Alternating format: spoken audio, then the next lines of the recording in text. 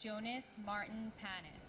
Typically, our daily holiday is on a lighter note, but of course it is September 11th. It has been 18 years since terrorist attacks killed nearly 3,000 people in the U.S. There will be ceremonies today at the Pentagon, at Ground Zero in New York City, as well as in Shanksville, Pennsylvania. And we've talked about this a lot. Many of us will always remember the exact place we were on September 11th, 2001.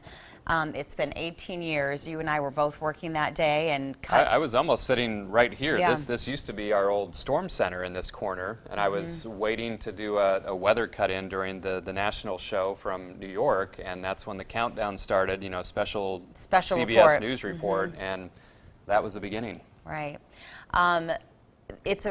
It's been so interesting to watch over the years, the memorials that have popped up and the way that people choose to remember. But what's really interesting is that we're getting so far past the date now that there are a lot of people that weren't born when this happened. And this morning we're going to learn how New Jersey high schoolers are doing their part to never forget, even though they hadn't even been born at the time of the attacks. Here's CBS's Lisa Mateo.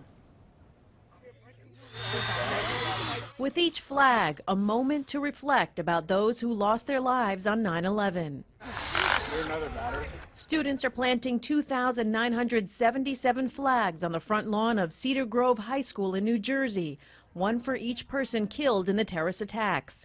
More than 90 countries lost citizens. Junior Brian Catanzarite doesn't remember that day. He wasn't alive 18 years ago. But this display helps convey the impact on so many lives. Not only is it like a person, it's like the whole family, so you just want to keep in mind why you're doing it and who you're doing it for. It hits close to home for senior Francesca Catrone. Her father has told her about working downtown on 9/11. He saw the buildings collapse, and to think that this could be happening right now, like in real life, and to put that into perspective, anything can happen in the blink of an eye.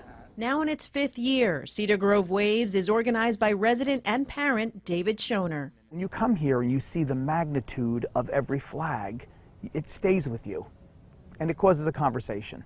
A new addition to the project last year, a 4-foot piece of steel from the remnants of the World Trade Center. I can't recreate for you what most of us experienced. The conversation continues inside, where students get involved in presentations for their classmates. Principal Richard Mangili says it's an important part of the school's 9/11 remembrance. We want to educate our students and never forget our victims. Cedar Grove students are learning where their responsibility begins. As we get older, it'll become our job to keep telling the story of what happened. And the flags honoring the victims will help them tell the story. Lisa Mateo, CBS News, Cedar Grove, New Jersey. So the entire project will remain in place for the next several weeks. And again, almost all of those kids in that high school were not born at 9/11. And that they are paying tribute is a really great thing. Another yearly 9/11 tribute starts later today in New York City. The tribute in lights consists of twin beams of light reaching for miles into the sky. It is turned on every year at dusk on September 11th and left on until dawn the next day, so look for that.